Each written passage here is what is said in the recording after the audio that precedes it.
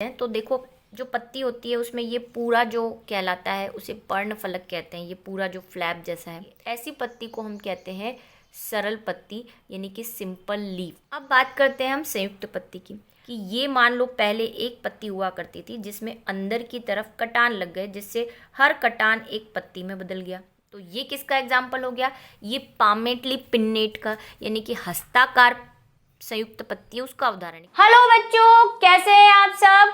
मैं मस्त हूँ, आप भी मस्त होंगे। और अब चैप्टर को भी मस्त बना देते हैं और शुरू करते हैं आज का लेक्चर, जो कि हमारा चल रहा है मॉर्फोलॉजी इन फ्लावरिंग प्लांट में। हम पढ़ने वाले हैं आज L8, और इस L8 में वही अभी जो प्रैक्टिकल का एक सीजन चल रहा है, हालांकि मैं उसको डेमो बोलती हूँ, कि लाइव डेमो हम देखेंगे आज जो पढ़ने वाले हैं उसका, क्योंकि मैं चाहती हूँ कि आप हर चीज़ को देखें, ऑब्जर्व करें, और सिर्फ यहाँ नहीं, अपने आसपास भी उन चीज़ों को देखें, क्योंकि यही आपका बेस क्लियर करेगा आगे के लिए।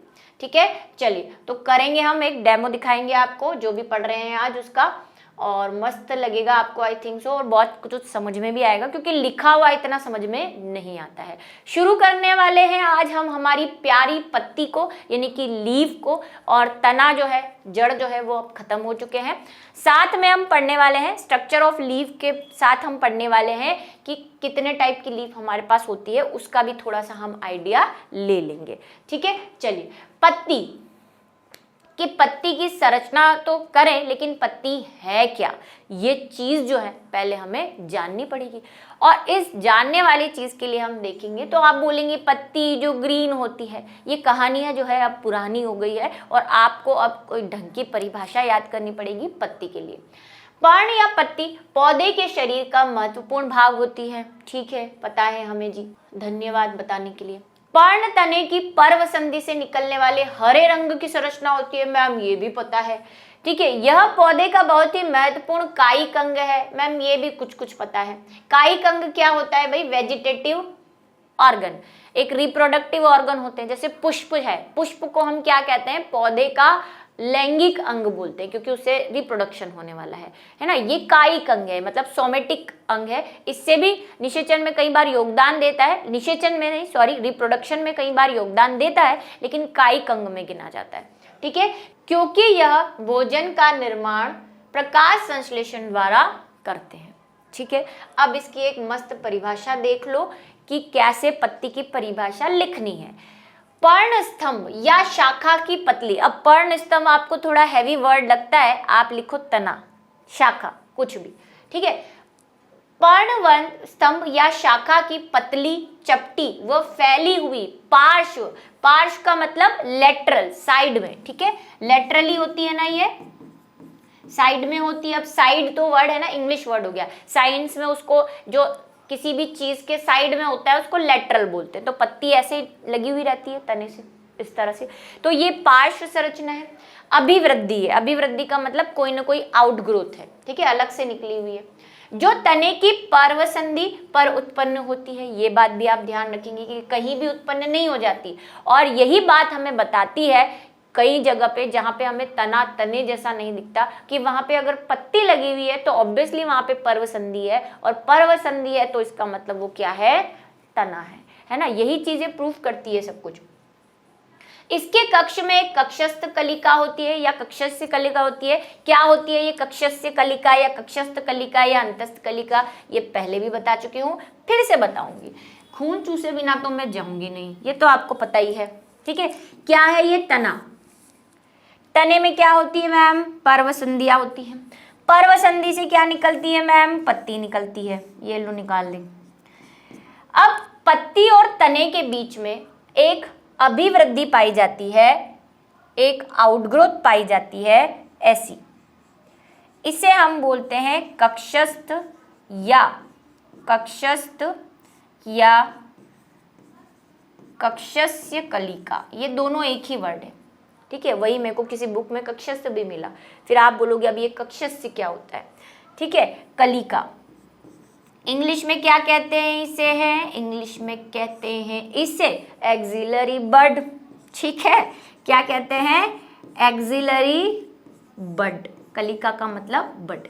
अब ये कहानी मैं पहले भी बता चुकी हूँ कि ये एक्सिलरी बर्ड कुछ भी बना सकती है। ये पुष्प भी बना सकती है, ये शाखा भी बना सकती है, ये कुछ और भी कांटे वगैरह भी अभी आप पढ़ेंगे, कांटे भी बना सकती है, टेंड्रिल्स भी बना सकती हैं जो हमने तने में रूपांतरण पढ़े, तो ये कुछ भी बना सकती है। अगर ये यहाँ पे है तो इसको कक्षस्थ कलिका कहते हैं। और एक और हमने चीज पढ़ी थी कि अगर ये टॉप पे है कलिका तो फिर उसे हम क्या कहते हैं, अंतस्थ कलिका। ये हमने वीडियो भी दिखाया आपको कि फूल जो है वो बिल्कुल टॉप पे लगा हुआ था, अंतस्थ कलिका जो है वो किस में रूपांतरित हो गई थी, फूल में। ठीक है, चलो अभी जो है ये कहानी तो समझ में आ गई। ये पत्ती की परिभाषा है, आपको याद रखनी है। थोड़े कुछ टिपिकल वर्ड है तो आप उसको थोड़ा सा इजी कर सकते हैं। जैसे मैंने यहाँ पर्ण स्तंभ, पूर्ण स्तंभ के लिए बता दिया है। पार्श्व को आप वही साइड में लिख सकते हैं। पार्श्व तो क्या ही साइड में लिखोगे, लेटरली लिखना पड़ेगा। अभिवृद्धि को अभिवृद्धि लिखना पड़ेगा, ठीक है। बाकी आप देख लेना अपने हिसाब से। चलो अब पर्ण की संरचना की बात कर लेते हैं। तो आप बोलोगी क्या संरचना, एक पत्ती होती है उसमें एक फैला हुआ सा ये होता है, ऐसा नहीं है, सबके नाम है। हम किसी को बदनाम नहीं करेंगे, ठीक है, और सबको पढ़ेंगे, वरना फिर पत्ती बुरा मान जाती है। जड़ को पढ़ लिया, तने को पढ़ लिया, मुझे तो पढ़ा ही नहीं। तो ये आपको पत्ती दिख रही है, ऐसी बहुत सी पत्तियां देखी होगी। किसी को ये पत्ती देखकर पालक के पकौड़े याद आ रहे हों कभी? नहीं, बारिश नहीं, चलो अच्छी बात है, कोई बात नहीं। चलो पर्णाधार, पर्णवृंत और पर्णफलक, अब इनका इंग्लिश ट्रांसलेशन देख लेते हैं हम का कभी कभी भूल जाते हैं तो इंग्लिश भी लिख लेना चाहिए। पर्णाधार इसको क्या कहते हैं, लीफ बेस। पर्णवृंत इसको क्या कहते हैं, पिटियोल। पर्णफलक इसको कहते हैं लेमिना। क्या क्या है ये अभी पढ़ेंगे, कौन कौन है, क्या क्या है, ये सब पढ़ेंगे हम। चलिए शुरू करें। तो पहले मैं आपको एक थोड़ा सा यहाँ पे आइडिया दे देती हूँ।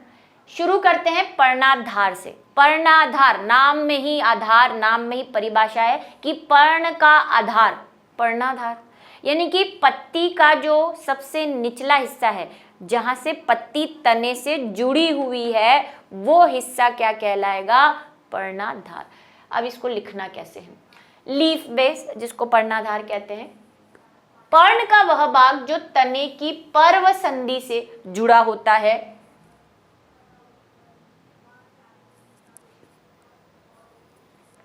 उसे पर्णाधार कहते हैं, यानी कि लीफ बेस कहते हैं। एक बीज पत्री या एक बीजी पौधों में पर्णाधार बड़ा, चपटा, पतला और फैला हुआ रहता है। इसको रायता फैलाने का बहुत शौक है, इसलिए ये फैला हुआ रहता है। द्विबीजपत्री पौधों के पर्णाधार से दो पार्श्व अतिवृद्धियां निकलती है। ये एक बीजपत्री और द्विबीजपत्री की पहचान भी है। कल परसों एक बच्चे ने मुझे एक डाउट पूछा कि ये एक बीजपत्री है या द्विबीजपत्री। उसके डाउट को और आपके डाउट को दोनों को मैं अभी सॉल्व कर रही हूँ। देखो ज़्यादा कोई कंफ्यूजन होने की जरूरत नहीं, आप पौधे को देखकर बता सकते हो कि वो एक बीजपत्री है या द्विबीजपत्री है। मैं सोच रही हूँ एक वीडियो इस पे बनाऊंगी मैं। देखो अगर किसी पत्ती में रेटिकुलेट, ये रेटिकुलेट तो पढ़ा है ना आपने, जालिकावत शिराविन्यास, हालांकि अभी फिर आने वाला है, लेकिन हम पिछली क्लासेस में इसको पढ़ कर आए हुए हैं, ठीक है। अगर 6th में भी पढ़ाते हैं बच्चों को जालिकावत शिराविन्यास। अगर जालिकावत शिराविन्यास है तो आंख बंद कर दो, बीज भी देखने की जरूरत नहीं है, जड़ भी देखने की जरूरत नहीं है, ये द्विबीजपत्री है।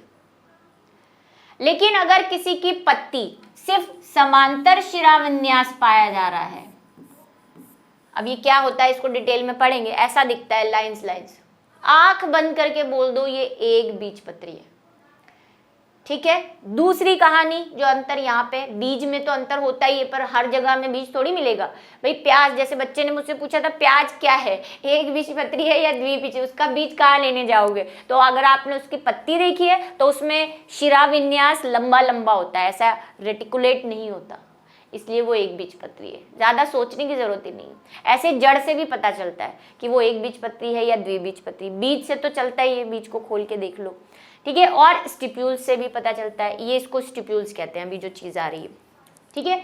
क्या होता है इसका एक बीजपत्री का, तो आप उदाहरण देख लो, मक्का है, गेहूं है, घास है, ये सब एक बीजपत्री है क्योंकि इन सब में लंबवत शिराविन्यास पाया जाता है। मक्के की पत्ती आपने देखी भुट्टे पे जो लगी रहती है, ऐसा ही होती है उस पे लाइंस, ठीक है।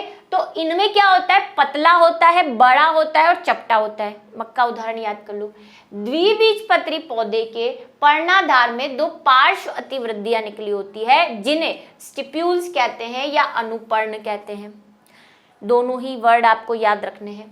अनुपर्ण युक्त पत्ती को स्टिप्यूलेट या अनुपर्णी और बिना अनुपर्ण की पत्ती को अनुपर्णहीन या एक्स स्टिपुलेट पत्ती कहते हैं। ये बेटा क्यों याद करना है, क्योंकि अभी हमें फ्लावर पढ़ने हैं सबके, और फ्लावर के डायग्राम भी बनाने हैं। वैसे वाले डायग्राम नहीं कि इधर एक पंखुड़ी बनाई इधर एक पंखुड़ी बनाई, ऐसा नहीं, साइंस वाला डायग्राम बनाना है। कैसा अभी देखोगे पता चलेगा, रेखीय डायग्राम बोलते हैं उसको। ऐसे नहीं पुराने हम ऐसे एक फूल बना दिया अरे पत्ती बना दी, अलग सा डायग्राम, और उसमें ये सब काम आने वाले हैं, इसलिए इनको थोड़ा सा देखते जाए, ठीक है। एक बीजपत्री में तो स्टिप्यूल्स होता ही नहीं है।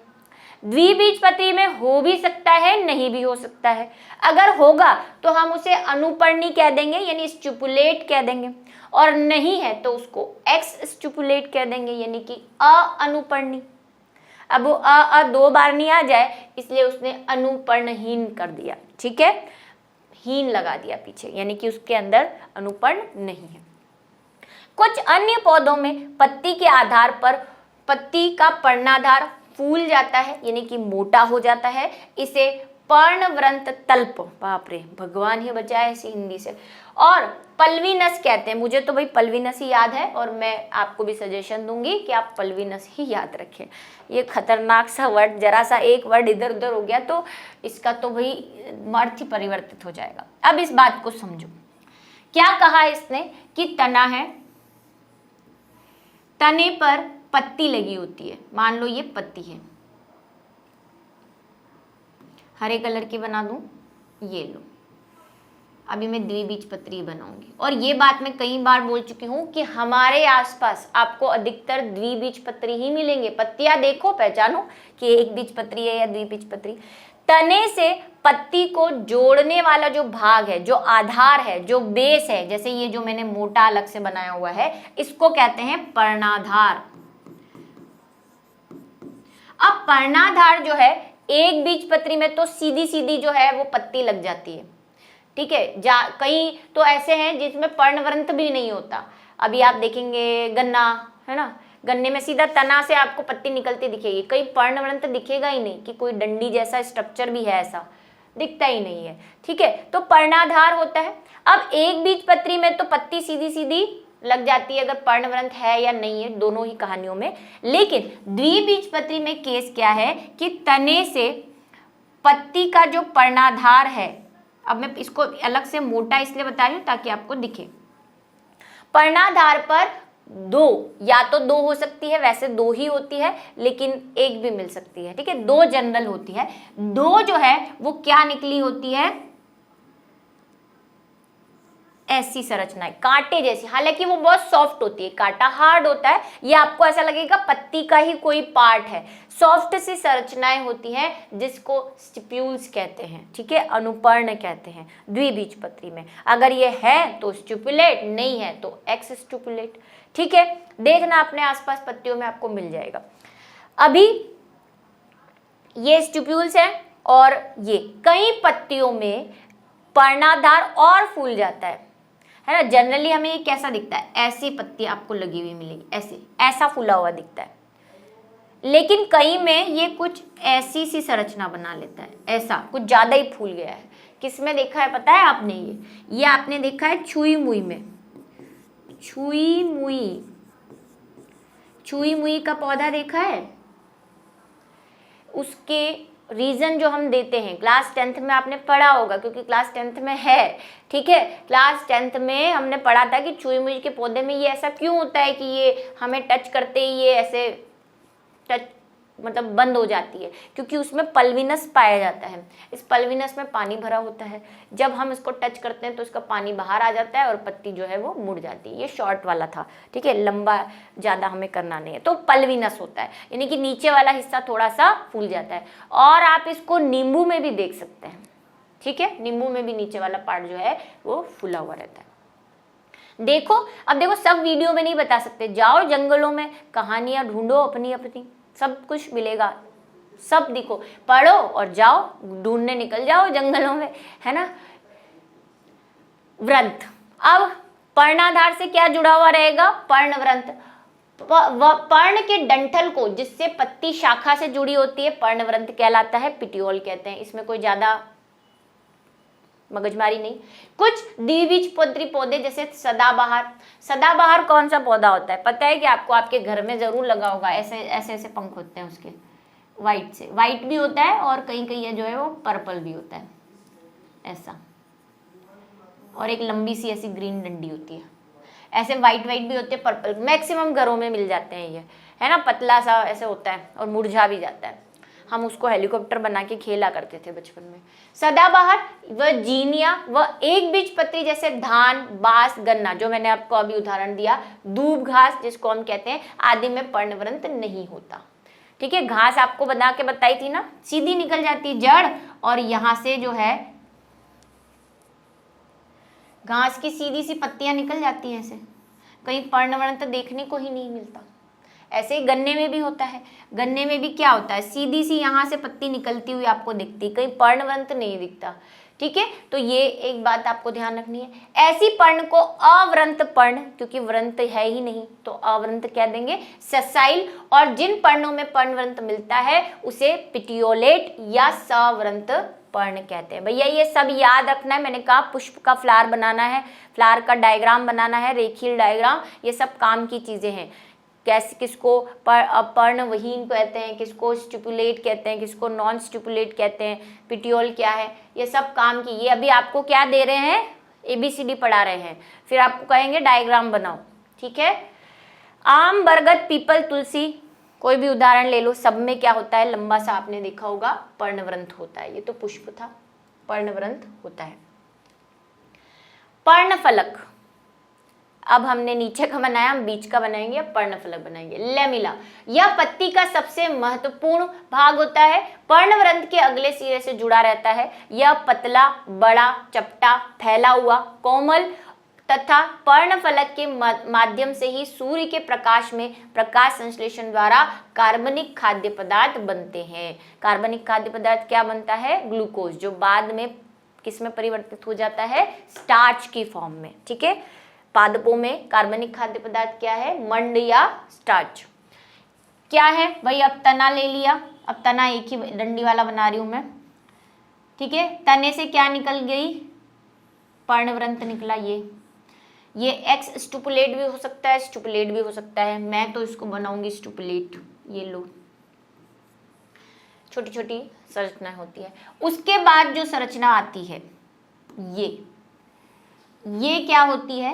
ये होता है पर्णफलक। पर्णफलक, ये क्या है? पर्णव्रंत। अब पूरा लेबलिंग कर दें एक बार। ये क्या है? पर्णव्रंत। और ये क्या है? पर्णाधार। और ये येलो वाली क्या है? अनुपर्ण, ठीक है। लेमिना, पर्णाधार यानी कि लीफ बेस, स्टिप्यूल्स और पिटियोल। चलो, ये कहानी खत्म हुई। अभी आ जाओ, अब हमें क्या पढ़ना है? तो एक लीफ की संरचना कैसी हो गई जो हमने देखी थी। चलो एक फर्स्ट वाले डायग्राम पे फिर से चलते हैं हम। अच्छा, एक और चीज हम बता देते हैं जो आगे आने वाली है, कि ये पर्ण जो है हमारी, वो सूनी सूनी लग रही है ना। सूना मन का आंगन, ऐसे ही ये सूना जो है पत्ती है। आपको ने देखा, जो मैंने आपको बताया कि पत्ती में क्या होती है? शिराएं भी होती हैं। अभी शिरा विन्यास भी पढ़ना है, जिसका उदाहरण मैंने आपको दे दिया, जालिकावत शिरा विन्यास और समांतर शिरा विन्यास। तो इनमें शिराएं भी होती है जो हमें आगे पढ़नी है। चलो अब पर्ण के प्रकार पर आ जाते हैं। और पर्ण के प्रकार से ही मैं आपको वही लाइव वीडियो दिखाऊंगी। पत्ती तो क्या दिखाऊं, सबने देखी हुई है। यहाँ से हमारा जो डेमो है वो शुरू होगा। पहले मैं आपको सब कुछ पढ़ाऊंगी, फिर एक वीडियो के माध्यम से आपको समझा दूंगी कि कैसे क्या है, वो समझ में आ जाएगा आपको। पहले हम ड्रॉ करके समझेंगे। पहली है सिंपल वाली, यानी कि सादा जीवन उच्च विचार, और दूसरी है संयुक्त पर्ण यानी कि कंपाउंड, यानी कि इसमें क्या होगा, 2 या 2 पत्तियां मिक्स होंगी। उदाहरण के लिए धान, गेहूं, गन्ना, बांस और घास। ठीक है, ये क्या है, इसके उदाहरण है। चलो अब शुरू करते हैं सरल पर्ण से। सरल पर्ण का मतलब वही बिल्कुल सिंपल जो आप अपने आसपास देखते हैं, एकदम सादा जीवन वाली, जिसको अभी हम फोटो बनाते आए हैं, ऐसी पर्ण। लेकिन उसकी परिभाषा कैसे देनी है तो जरा सुनो। सरल पर्ण यानी कि सिंपल पर्ण, जब पत्ती की पर्णफलक, अब पर्णफलक क्या है ये समझ में आ गया ना, कि वो फैला हुआ जो हिस्सा है, जो रायता फैलाया है, वो वाला अछिन्न हो। अब अगर आपको अछिन्न समझ में नहीं आ रहा है तो कटाव वर्ड लिख सकते हो, बिना कटा हुआ हो या कटाव नहीं हो। कटाव का मतलब कट, कटाव का मतलब कोई कट होना, कि पत्ती में अगर कोई कट नहीं है या कटी हुई लेकिन कटाव है भी, अगर है भी तो मध्य शिरा तक नहीं पहुंचा है, इस प्रकार की पर्ण को सरल पर्ण या सरल पत्ती कहते हैं। अभी आपने बोल दिया है, अब इसे समझाओ जरा, तो समझा रही हूं, जरा सुनो क्या कहना चाह रहा है। कि अब हम सिर्फ पत्ती बनाने वाले हैं। ठीक है, ये पत्ती है,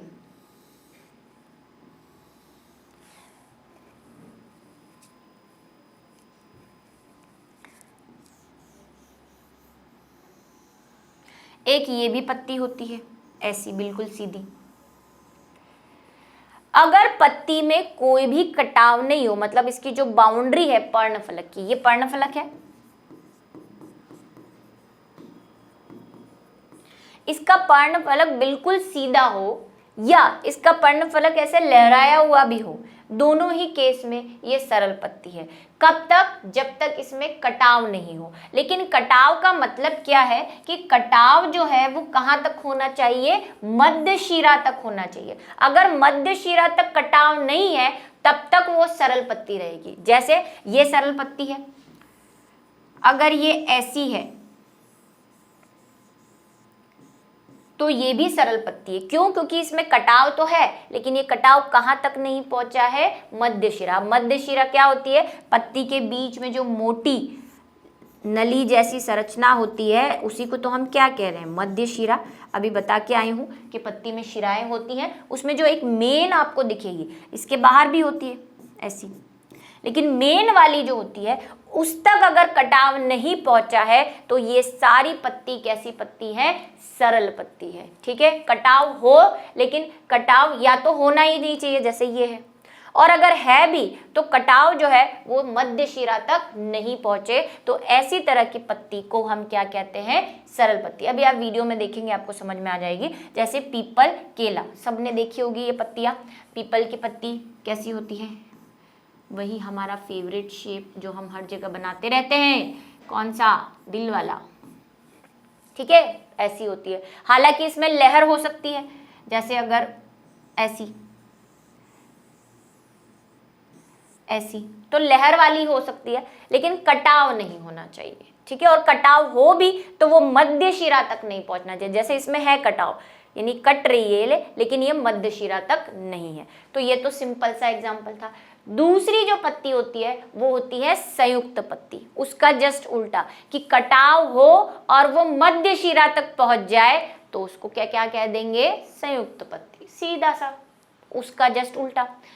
इस तरह की पत्तियों में पर्णफलक कटाव मध्य शिरा या पर्णवृंत तक पहुंच जाता है, या तो मध्य शिरा तक पहुंच जाए और उससे भी आगे निकल जाए, पर्णवृंत तक पहुंच जाए, तो ऐसी पत्ती जो होती है वो क्या कहलाती है, संयुक्त पत्ती। ठीक है, वह पर्णफलक कई खंडों में या भागों में बढ़ जाता है। प्रत्येक खंड पर्णफलक का भाग होता है, उसी के समान दिखाई देता है, अतः उसे पर्णक या लीफलेट कहते हैं। नया वर्ड आ गया है अभी, पर्णक या लीफलेट कहते हैं। वह पर्णकों युक्त पत्ती को संयुक्त पत्ती कहते हैं। संयुक्त पत्ती 2 प्रकार की होती है, पहले इसको समझेंगे फिर हम संयुक्त पत्ती की तरफ जाएंगे, प्रकारों की तरफ। देखो ये सिंपल पत्ती है, सिंपल पत्ती मैं आपको ये बना रही हूँ एक साइड, ये सिंपल पत्ती है जिसमें कोई कटाव नहीं होता।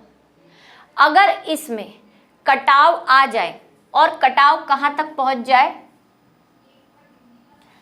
अब मैं दूसरा साइड है ना संयुक्त पत्ती का बना रही हूं ताकि आप इसको अच्छे से समझ सके। अगर इसमें कटाव आ जाए और ये कटाव मध्य शिरा तक पहुंच जाए, ऐसे ऐसे, तो अब ये जो पत्ती बनेगी, मतलब अब दोनों साइड अगर मैं ऐसे बना दूं तो ये क्या, ये ऐसी दिखेगी, ऐसी ऐसी ऐसी ऐसी ऐसी ऐसी ऐसी ऐसी। तो ऐसा अगर कुछ हो जाए तो ऐसी पत्ती क्या कहलाती है, संयुक्त पत्ती। हालांकि ये ऐसी नहीं दिखेगी, ये कैसी दिखेगी, इसका क्योंकि ये पर्णफलक है, इसको हम क्या बोल रहे थे, पर्णफलक बोल रहे थे। तो अब ये कटाव होने की वजह से, ये जो कटाव आया है इसके होने की वजह से पर्णफलक कई भागों में बट गया। यही कह रहा है कि पर्णफलक कई खंडों या भागों में बट जाता है और प्रत्येक खंड पर्णफलक का ही भाग होता है। ये कभी पर्णफलक रहा होगा, इसको ही कट के तो ये टुकड़े बने हैं, इसीलिए हम इन टुकड़ों को क्या कह देते हैं, पर्णक, क्योंकि ये पर्णफलक के भाग है। इंग्लिश में इसे क्या कहते हैं, लीफलेट।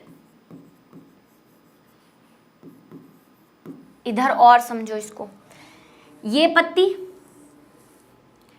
इसमें कटाव होना शुरू हुआ, ये यहाँ से यहाँ तक आई, फिर ये यहाँ से यहाँ तक आई, फिर ये यहाँ से यहाँ से यहाँ से यहाँ से, फिर ऐसे इधर भी कटाव हुआ होगा।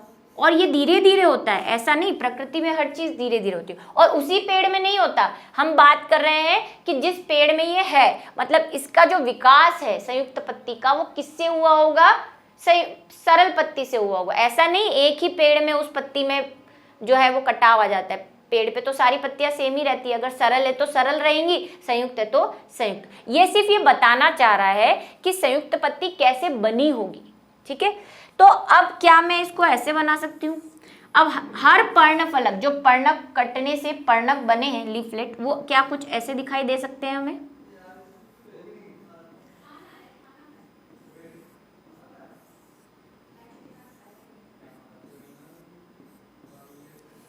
क्या मैं इसको ऐसे बना सकती हूँ। अगर ये थोड़ा सा और अंदर चला जाए, इसमें भी पर्णवृंत आ जाए, तो ये ऐसी दिखेगी पत्तियां। ऐसी पत्तियां देखी है आपने, है ना, ये सब पत्तियां हैं। लेकिन अब इनको हम पत्तियां नहीं कहते, अब इनको हम क्या कहते हैं, पर्णक, क्योंकि हम ये मान रहे हैं कि पहले ये कभी सरल पत्ती रही होगी, ठीक है। ये कैसी रही होगी, सरल पत्ती रही होगी। इसकी बाउंड्री बना के बताऊं मैं आपको, जैसे कि ये कुछ ऐसी रही होगी, है ना, डैश में बनाती हूँ, ये ऐसी रही होगी, और उसके कटने से, कटाव की वजह से अब ये कैसे बन गई है, सरल से संयुक्त बन गई है। ऐसी आपने बहुत सारी पत्तियां देखी हैं।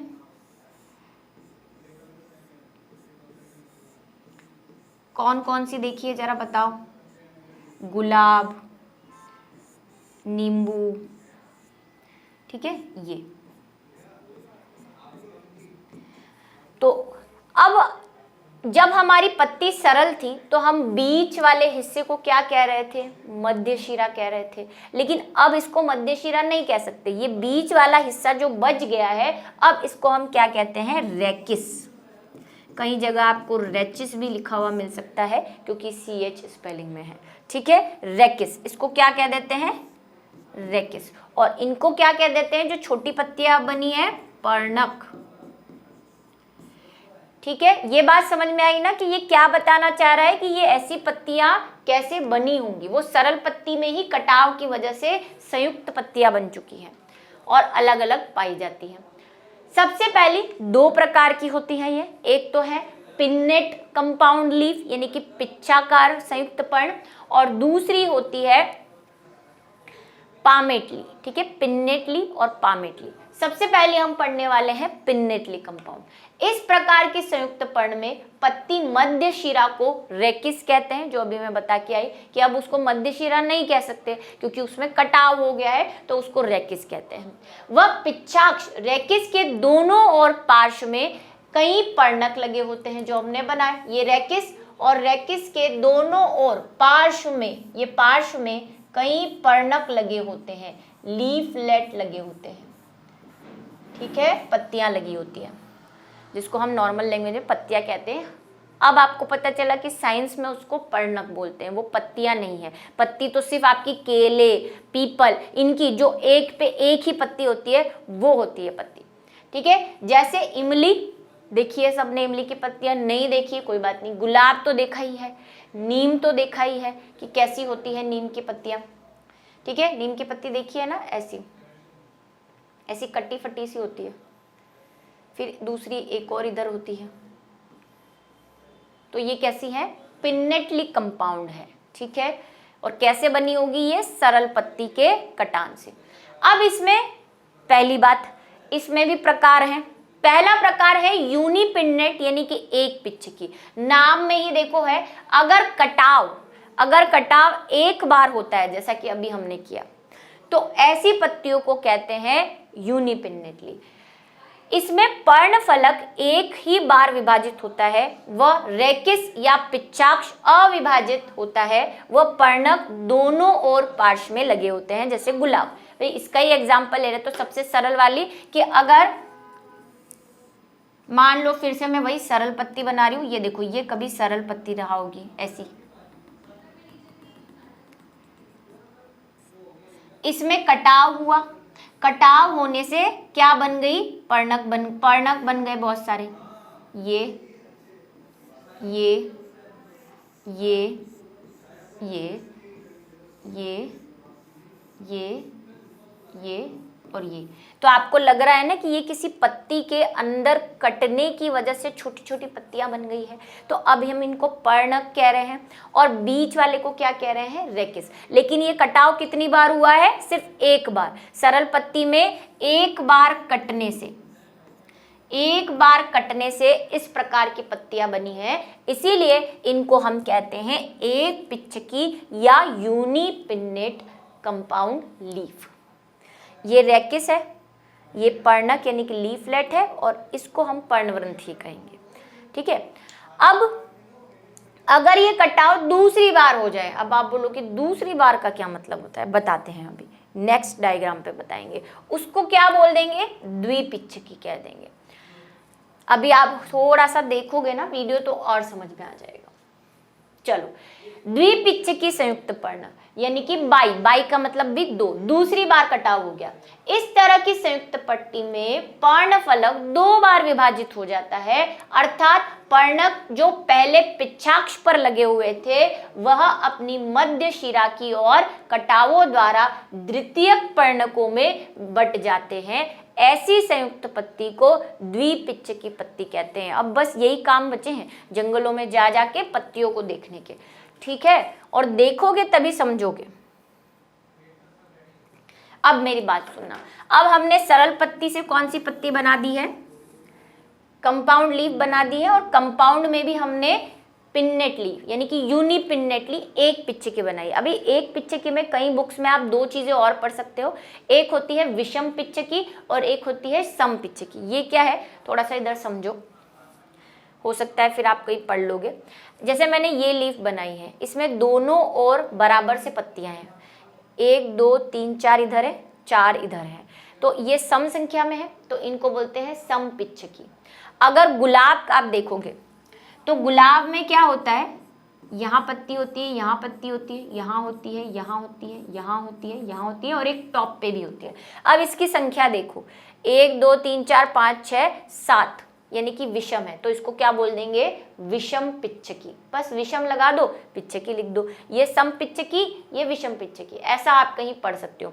इंग्लिश में क्या बोलते हैं, इसको पेरिपिन्नेट बोलते हैं इंग्लिश में, जो सम वाली होती है, और जो विषम वाली होती है उसको इम्पेरिपिन्नेट बोलते हैं। इसका उदाहरण गुलाब है, और इसका आप कोई भी ले लो, इमली ले लो, इमली में ऐसी ही सम पत्तियां होती है, एक जैसी संख्या में होती है, ठीक है।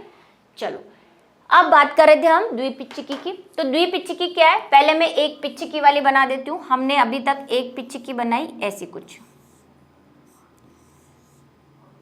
इसी पे मैं काम करने वाली हूँ। ये एक पिच्छकी पत्ती है, थोड़ी बड़ी बना रही हूँ। अब एक कटान तो पर्णफलक में हो चुका है, दूसरा कटान कैसे होगा इसमें। अब मान लो कि ये जो हमारा पर्णक है, जो लीफलेट है, इसमें भी क्या हो जाए, कटान होने लग जाए दूसरा, ऐसे। तो क्या ये दूसरा कटान हुआ? पहला कटान तो सरल वाली में हुआ, दूसरा इन पत्तियों में भी, ये जो पर्णफलक बने हैं इनमें भी कटान होने लग जाए तो क्या ये पत्ती कुछ ऐसी दिखेगी? इसी का ऊपर वाला पोर्शन में यहीं पे बना रही हूँ ताकि आपको अच्छे से दिखे। इसको अगर मैं बनाऊं दोबारा कटान होने की वजह से, तो क्या ये ऐसी दिखेगी?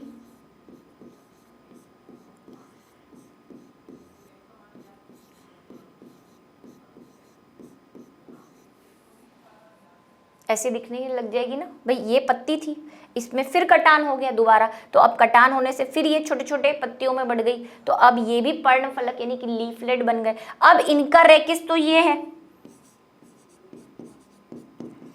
ये रेकिस था, रेकिस पे पर्णक थी, पर्णक और विभाजित होके फिर तीसरे प्रकार की पत्ती बना दी जिसको हम कह रहे हैं द्विपिच्छकी। अब ये कैसी दिखेगी? ये कुछ ऐसी दिखेगी। मान लो ये सब में, सभी पत्तियों में ये कटान हुआ, तो सभी पत्तियों में ये कटान होगा तो पत्ती हमारी जो है वो कुछ ऐसी दिखेगी।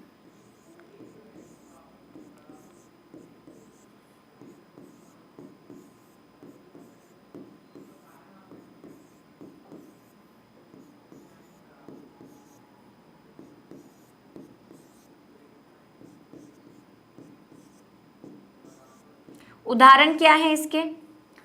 बबूल, जो आप वीडियो में भी देखोगे, ठीक है, बबूल है, इमली है, ठीक है, ये सब बबूल, गुलमोहर, इन सब में। अब बबूल की पत्तियां आप देखोगे तो आपको ऐसी दिखेगी क्योंकि वो 2 बार कटाव, पहले वाली में फिर कटाव हो गया। अब इसी में तीसरा कटाव महसूस करो, कहाँ होगा वो तीसरा कटाव? इस वाली पत्ती में, है ना। इस वाली पत्ती में सब में एक और कटाव हो जाए तो और छोटी हो जाएगी, तो उसको हम बोल देंगे त्रिपिच्छकी पत्ती। इसमें द्विपिच्छकी पर्ण के फलकों का कटाव अपनी मध्य शिरा की ओर हो जाता है, जिससे द्वितीयक पर्णक कई पर्णक यानी कि टर्शरी तृतीय पर्णकों में बट जाता है। अब उसको पर्णक तो बोलेंगे, पहले वाले को पर्णक बोल दिया तो दूसरी बार कटान होने पर द्वितीयक पर्णक और तीसरी बार कटान होने पर तृतीयक पर्णक। अब क्या कहानी हो गई, उसी वाली पत्ती को बनाते हैं, ये द्वितीयक वाली। अब थोड़ी बड़ी बनाऊंगी मैं,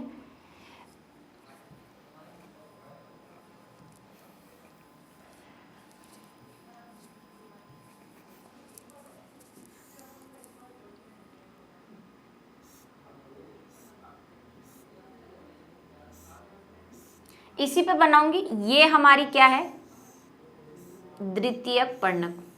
अब इसमें और कटाव हो गया, यहाँ पे इधर वाली में भी, इसमें और तीसरी बार कटाव हो गया, तो क्या ये ऐसी दिखेगी? अब ये इसका पर्ण, ये वाली लाइन ये, और इसमें और कटाव हो रहा है यहाँ से यहाँ से यहाँ से यहाँ से यहाँ से यहाँ से, तो ये अब कैसी दिख रही है? ऐसी।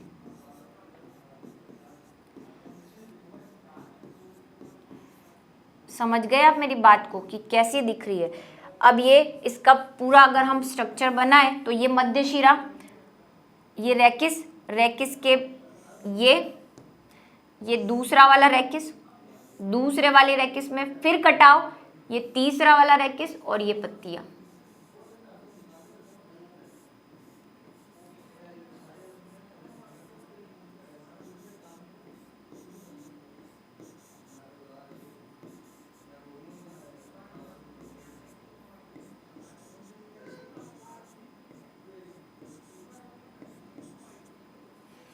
ऐसा कुछ नज़ारा आपको दिखेगा पत्तियों का। एक और बार कटान, ठीक है। ये किसकी पत्तियां हैं? उदाहरण देख लो इनको। ये आपको मिल जाएगी गुलदाउदी अवधि में, ठीक है, और भी आपको मिल सकती है, ये गुलमोहर में भी मिलती है, कुछ स्पीशीज में मिलती है गुलमोहर की। तो ये ऐसी पत्तियां दिखाई देंगी। अभी हम आगे बढ़ते हैं, वीडियो आप देखेंगे आपको समझ में आएगी। तो भाई कटान पे कटान हो रहा है, एक पत्ती फिर उस पत्ती में फिर कटान, फिर उस पत्ती में फिर कटान, ऐसे करते करते कटान होता जाता है। अब तीसरी से ज्यादा बार अगर कटान हो गया तो क्या उसको चतुष बोलेंगे? नहीं, अब हम क्या बोल देंगे? उसको बहुपिच्छकी बोल देंगे कि छोड़ो, अभी 1 2 3 से ज्यादा हमें गिनतियां नहीं आती, हम ज्यादा नहीं करेंगे। संयुक्त पर्ण का कटान क्रमशः 3 से अधिक बार हो जाए तो पर्णफलक अनेक पर्णफलकों में बढ़ जाता है, जैसे कि धनिया, गाजर और कॉस्मोस। धनिया की पत्ती देखी है भाई उसका, और क्या होगा, ये कटान भी अनियमित होता है। अभी आप वही देखेंगे कि ये ऐसा ऐसा कुछ, धनिया की पत्ती सभी ने देखी है ना, ऐसी ऐसी कटान हो जाते हैं उसमें, अजीब से होते हैं। तो ऐसी जो होती है वो क्या होती है, मूली की पत्तियां देखी है आपने, है ना, वो सब कैसी हो, अजीब सा कटान होता है और बहुत बार कटान हो गया, हम काउंट नहीं कर सकते हम उसको कि कितना कटान है, इसलिए उसको कह सकते हैं कि वो कैसी है, बहुपिच्छ की या मल्टी पिन्नेट लीव्स। ठीक है, अब है मेन वाली जिसको हम बोलते हैं हस्ताकार संयुक्त पर्ण, जिसका इंग्लिश नेम आप यहां लिख लीजिए, पामेटली पिन्नेट।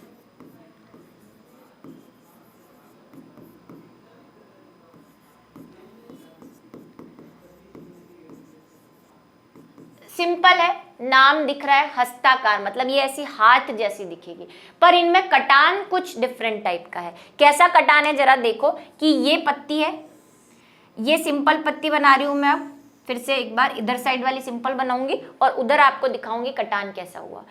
ठीक है, अगर ये जो कटान है, मतलब ये जो इन्वेजिनेशन है, ये अंदर की तरफ, ये एक तो हो रहा था मध्य शिरा तक, मतलब पुरानी वाली में कहाँ तक हो रहा था, ये ऐसे यहाँ तक हो रहा था, जिससे पत्ती बन रही थी, मध्य शिरा तक हो रहा था। लेकिन ये कटान मध्य शिरा तक नहीं होकर ये कटान सीधा ऐसे हो जाए, कहां तक, इस पॉइंट तक, नीचे जो पर्णव्रंत लगा हुआ है वहां तक हो जाए, कि ये सरल पत्ती ऐसे ऐसे ऐसे, कटान कहां तक चला गया है, नीचे बिंदु तक, मध्य शिरा के बिल्कुल अंतिम सिरे पर चला गया है। पहले वाले में क्या हो रहा था, मध्य शिरा तक कटान जा रहा था जिससे पत्तियां या पर्णक बन रहे थे। अब ये जो पर्णक है ये ऐसे बन रहे हैं, इनमें कटान कहां तक चला गया, नीचे। अब दोनों साइड अगर ये ऐसी हो जाए तो आपको कैसी दिखेगी,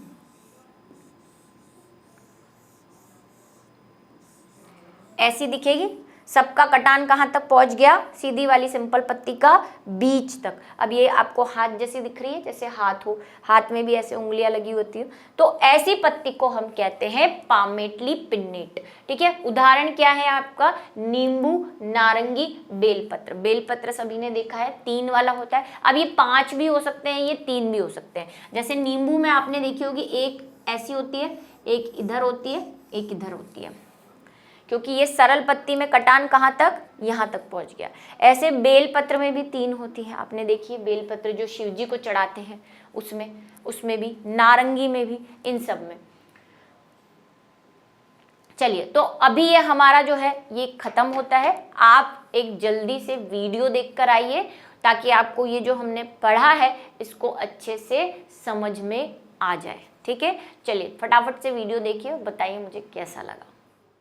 सबसे पहले हम बात करते हैं सरल पत्ती की, लेकिन उससे पहले हम एक बार देख लेते हैं। तो देखो, जो पत्ती होती है उसमें ये पूरा जो कहलाता है उसे पर्णफलक कहते हैं, ये पूरा जो फ्लैप जैसा है जिसको इंग्लिश में लेमिला कहते हैं। फिर जिससे पत्ती लगी होती है, यानी कि ये वाली चीज़, इसको कहा जाता है पर्णव्रंत, जिसको पिटियोल भी कहते हैं। ठीक है, और जिस जगह से पत्ती लगी होती है, यानी कि अगर ये तना है और यहाँ पर पत्ती लगी हुई है, तो इसको जो हम कहते हैं पर्णाधार कहते हैं या पत्राधार कहते हैं, लीफ बेस जिसे हम जो कहते हैं इंग्लिश में। तो अब सरल पत्ती किसे कहते हैं, तो पीपल हमने एक उदाहरण पढ़ा हुआ है कि वो सरल पत्ती का उदाहरण है। तो अगर आप देखेंगे तो ये बिल्कुल प्लेन पत्ती है, इसमें कहीं भी कटाव नहीं है। मतलब अगर इसको हम कहें तो ये मध्य शिरा है और इससे जो है बाकी शिराएं निकल रही है, यानी वेन्स निकल रही है, कहीं भी कटाव नहीं है, सिंपल एकदम प्लेन पत्ती है। ऐसी पत्ती को हम कहते हैं सरल पत्ती, यानी कि सिंपल लीफ, जो डायरेक्ट स्टेम से लगी हुई रहेगी। मतलब ये अगर ये स्टेम है तो इससे ये डायरेक्टली लगी हुई रहेगी। अब बात करते हैं हम संयुक्त पत्ती की। अब मान लीजिए कि प्रकृति में ऐसा कुछ हो गया कि कोई भी सरल पत्ती जो है वो आगे इस पत्ती में कटान आ गया, मतलब जैसे ये पत्ती जो है यहाँ से मुड़ना शुरू हो गई और इसमें ऐसे कट्स लग गए सब जगह से। तो क्या ये पत्ती आपको अब ऐसी नहीं दिखाई देगी नीम की पत्ती की तरह, कि ये मान लो पहले एक पत्ती हुआ करती थी जिसमें अंदर की तरफ कटान लग गए, जिससे हर कटान एक पत्ती में बदल गया। तो अब हम इसको मध्य शिरा नहीं कह सकते। पीपल में हम इसको मध्यशिरा कह रहे थे क्योंकि पूरी एक पत्ती थी। अब ये वाली हर एक चीज़ जो है वो पत्ती बन गई है, कट के, कटान लग के या कट लग के, तो ये ऐसी बदल गई। तो अब इसको हम मध्य शिरा नहीं कह के क्या कहते हैं, रेकिस कहते हैं, जिसे इंग्लिश में हम पिच्छाक्ष कहते हैं। ठीक है, और इस पिच्छाक्ष से अब पत्ती पर भी आपको एक प्लेन दिख रहा होगा। अब इसे क्या कहेंगे, तो ये जो है, अब ये पूरा लेमिना नहीं है, क्योंकि लेमिना तो ये पूरी पत्ती थी, पत्ती अब कट चुकी है, तो अब इसको लीफलेट कहते हैं, मतलब लीफ का कुछ हिस्सा। पहले वाली कोई सरल पत्ती रही होगी जिसमें प्रकृति में कटान होने की वजह से अब ये हर एक पार्ट क्या बन गया है, लीफलेट बन गया है, जिसको हम पर्णक कहते हैं। तो ऐसी पत्तियां जो हैं वो संयुक्त पत्तियां कहलाती हैं, जिसको हम इंग्लिश में कंपाउंड लीफ कहते हैं। पीपल वाली सरल लीफ थी क्योंकि उसमें कोई कटान नहीं था, मध्य शिरा थी और पूरा का पूरा लेमिला था। यहाँ पे लेमिला में कटान हो गया, जिसकी वजह से स्पिन्नेट जो है वो कंपाउंड लीफ बन गई। अब क्योंकि हमने कंपाउंड लीफ के दो टाइप पढ़े हैं, एक हमने पढ़ा है पिच्छाकार संयुक्त पर्ण, जिसको हम पिन्नेटली कंपाउंड कह रहे हैं, तो नीम हमने एग्जाम्पल पढ़ा है पिन्नेटली कंपाउंड लीफ में, यानी कि संयुक्त पिच्छाकार जो है उस वाली पर्ण में पढ़ा है। क्यों? क्योंकि इसमें वही बीच में रेकिस है और लीफलेट है, यानी कि पर्णक है, और इसको हम शिरा कहेंगे और इसको क्या कहेंगे, रेकिस कहेंगे। अब ये जनरली देखो, आपको प्रकृति में दो प्रकार के जो है पिच्छाकार कंपाउंड लीफ मिल सकती है। एक तो होती है एक पिच्छाकार, जिसको हम यूनिपिन्नेट कहते हैं, और एक होता है बाईपिन्नेट, ऐसे ही ट्राईपिन्नेट, त्रिपिच्छाकार, तीनों टाइप की हमने देखी है। तो जब हम यूनिपिन्नेट की बात करते हैं तो यूनिपिन्नेट में क्या होगा, एक रेकिस होगा और दोनों तरफ एक एक पत्तियाँ होगी, जैसे एक यहाँ पर है, एक यहाँ पर है, तो ये यूनिपिन्नेट का एग्जाम्पल है। क्यों यूनिपिन्नेट या एक पिच्छाकार कह रहे हैं, क्योंकि नॉर्मल वाली यानी कि सिंपल पत्ती से सिर्फ एक कटान होने की वजह से ये लीफलेट बने हैं। एक कटान हुआ सिंपल पत्ती में, जिसकी वजह से एक एक जो है वो क्या बन गया है, पर्ण फलक बन गया है, लीफलेट बन गया है, यानी पर्णक बन गया है।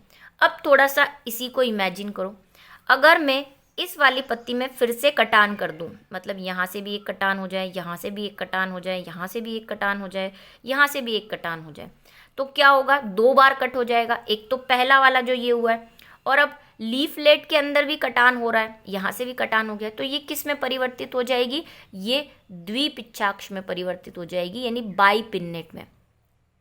जैसा कि आपको अभी इस बबूल की पत्ती में दिख रहा होगा, जो कि हमने एग्जाम्पल देखा कि बबूल की पत्ती जो है वो बाईपिन्नेट का एग्जाम्पल है।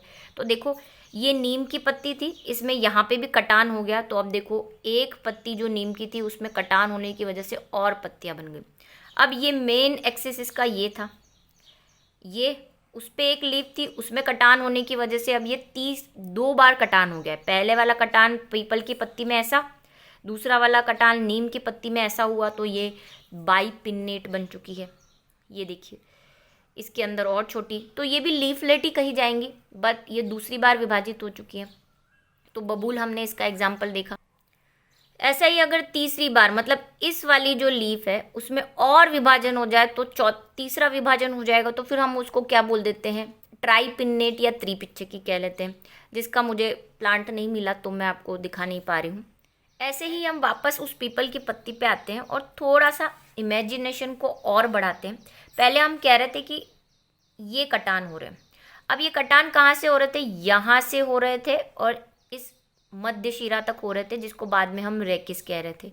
यहाँ से हो रहा था और मध्य शिरा तक हो रहा था, तभी तो नीम बना है ना। यहाँ से हुआ और मध्य शिरा तक हुआ। लेकिन अगर थोड़ा सा हम इमेजिनेशन को काम में ले और अगर ये माने कि यहाँ से कटान हो रहा है, पहला वाला मान लो, तो ये कटान ऐसे आ रहा है, यहाँ तक ऐसे कटान हो रहा है, ऐसे। फिर दूसरा वाला जो कटान हो रहा है वो भी इस मेन पॉइंट तक आ रहा है, यहाँ रेकिस पे नहीं जा रहा, कहाँ जा रहा है, नीचे सेंटर पे जा रहा है। तो क्या ये पत्ती कुछ ऐसी दिखाई देगी, क्या ये पत्ती कुछ ऐसी दिखाई देगी, सारे कटान जो है वो सेंटर पॉइंट पर आ गए, जिसकी वजह से लीफलेट बन गए। तो ये किसका एग्जाम्पल हो गया, ये पामेटली पिन्नेट का, यानी कि हस्ताकार संयुक्त पत्ती है उसका उदाहरण है। क्यों हस्ताकार? क्योंकि ये हाथों की तरह दिखाई दे रही है, ठीक है, इसीलिए। ये देखिए, इसका हर एक कटान जो है वो कहाँ तक हुआ होगा? मध्य बिंदु तक हुआ है, जिसकी वजह से ये ऐसी हस्ताकार बन गई है। अब इसमें ये डिवीजन बहुत बार, यानी कटान बहुत बार हो गया था, तो आपको बहुत सारी पत्तियां दिखाई दे रही है। इसी में अगर ये कटान 1 या 2 जगह हो या 3 बार हो, तो क्या ये पत्ती ऐसी नहीं दिखाई देगी? 3 बार कटान हुआ इसमें, 1, 2 और 3, यहाँ तक आ गया।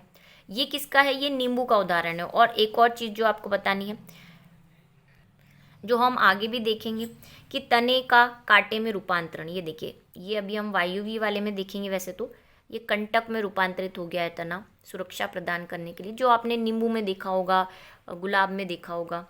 और जब ये कटान अनियमित होता है ये भी कौन सी? मल्टीपिन्नेटेड, ये बहुपिच्छकी है, क्योंकि हमने एक पिच्छकी, द्विपिच्छकी, त्रिपिच्छकी, ऐसे बहुपिच्छकी। इसमें बहुत बार कटान होने की वजह से, थोड़ा अनियमित कटान की वजह से, ये देखिए डिज़ाइनर पत्ती बनी हुई है। तो इस तरह अलग अलग पत्तियां हमने देखी। आई होप आपको समझ आया होगा इससे काफ़ी कुछ। तो देखा आपने हमारा जो डेमो वीडियो है, और आई होप आपको समझ जा पाई हूँ मैं। थोड़ा सा आपको सोचना पड़ेगा कि कटान कैसे कैसे हो रहा है, थोड़ा सा इमेजिनेशन काम में लेनी पड़ेगी। और मैं फिर से कहूँगी, ये कटान हम बोल रहे हैं कि ये नई जो पत्तियां हम देखते हैं आसपास, ये कैसे बनी होगी ये बताता है, ठीक है। ऐसा नहीं कि एक ही पेड़ की पत्ती पर कटान हो गया तो उसमें 2 तरह की पत्ती मिल गई, या इस साइड अलग मिल रही है और इस साइड अलग मिल रही है। ये जस्ट आपको समझाने के लिए था कि कैसे पत्तियां बनती है। एक बार हम रफ आइडिया फिर से ले लेते हैं। सरल पत्ती सबसे पहली वाली। सरल पत्ती में क्या होता है? एक पर्णवृंत होता है। फिर से समझ लो, समराइज कर लो। एक मध्य शिरा होती है,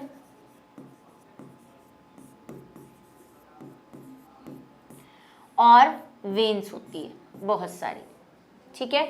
और इसको हम बोलते हैं पर्णफलक, यानी कि लेमिना। इसमें कटान होने की वजह से, मतलब यहां से कट गया, यहां से कट गया, यहां से कट गया, यहां से, यहां से, यहां से, और कहां तक कट रहा है? सिर्फ मध्य शिरा कर कट कट के ये कहां पे जा रही है? मध्य शिरा पर जा रही है, जिससे हमारे पास कुछ ऐसी पत्तियां मिल जाती हैं।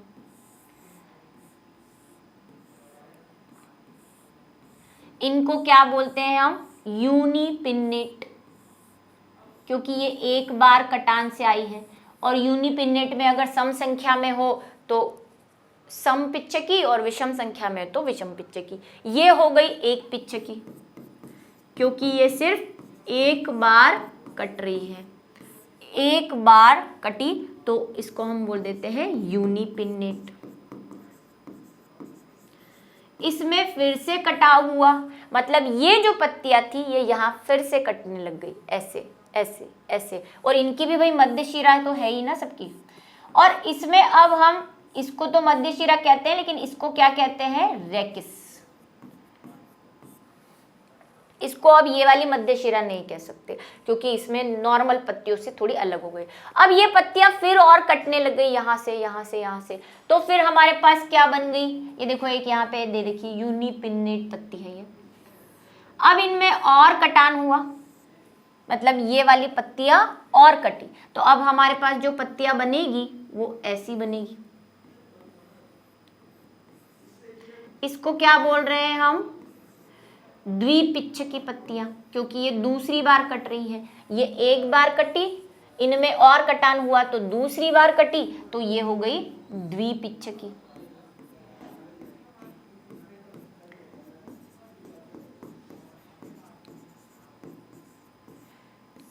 बाइपिन्नेट।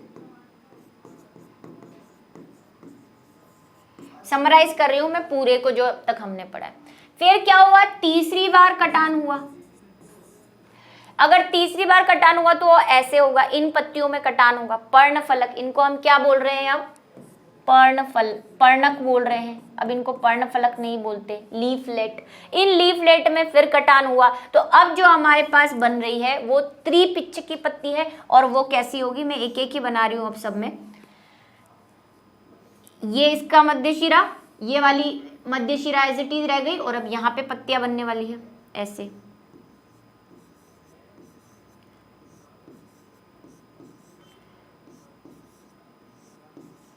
सब जगह क बना दो, है ना। ये वाली चीज तो ऐसी कैसी रह गई, और कटान होने की वजह से नई पत्तियां बन गई। ये है त्रिपिच्छकी,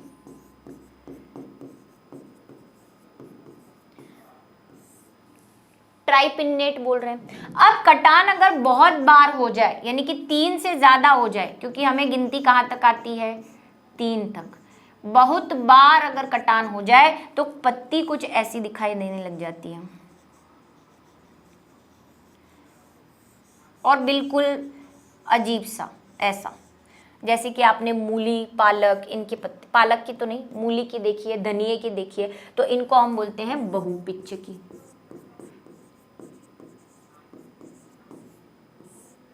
एक और, ये तो कहानी हो गई किसकी, संयुक्त पत्ती की। अब इसी संयुक्त पत्ती में अगर कटान जो है वो, ये मध्य शिरा, ये सरल पत्ती रही होगी कभी ना कभी, तो मैं इसको डैश डैश बना देती हूँ। ये मान लो सरल पत्ती थी, और सरल पत्ती में वही पहला वाला, जैसे यहाँ पे कटान हुआ था तो ये बनी थी। अब इसमें कटान तो हुआ, लेकिन ये कटान यहाँ पे तो मध्य शिरा तक आ रहा था, ये वाला कटान जो है वो कहाँ तक जा रहा है, नीचे तक, कटते कटते नीचे तक चला गया, ऐसे ऐसे ऐसे, इस तरह से, ये सेंटर पॉइंट पे आ गया, और फिर ये सेपरेट हो गई, तो ये कैसे बन जाएगी, हस्ताकार।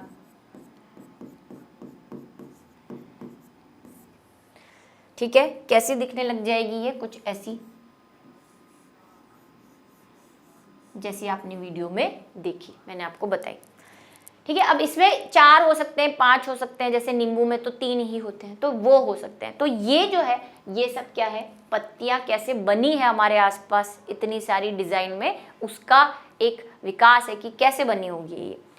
चलिए, तो इसी के साथ आज का हमारा जो लेक्चर है वो ख़त्म होता है। तो ढूंढिए पत्तियाँ और देखिए कि वो कौन कौन सी पिन्नेट है, और तब तक के लिए मुझे अलविदा कहिए, क्योंकि मिलेंगे हम अगले वीडियो लेक्चर में कुछ नई इंटरेस्टिंग जानकारियों के साथ।